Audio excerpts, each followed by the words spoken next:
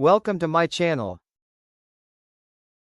192.168.1.1 Login Guide, Easy Steps to Access Your Router. 1. Connect your device. Make sure your PC, laptop, or smartphone is connected to your router via Wi-Fi or Ethernet cable. 2. Open a web browser. Open Chrome, Edge, Firefox, or any browser on your device. 3. Enter the IP address.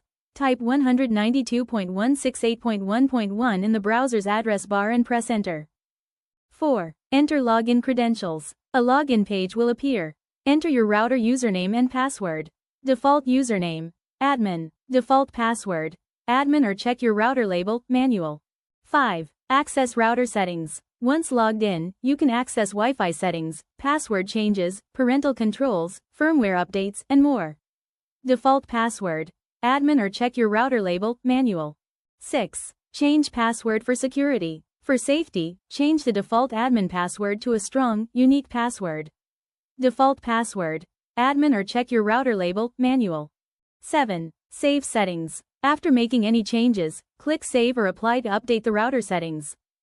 8. Log out. Always log out from the router page when done to prevent unauthorized access. Thanks for watching. Like, comment and subscribe.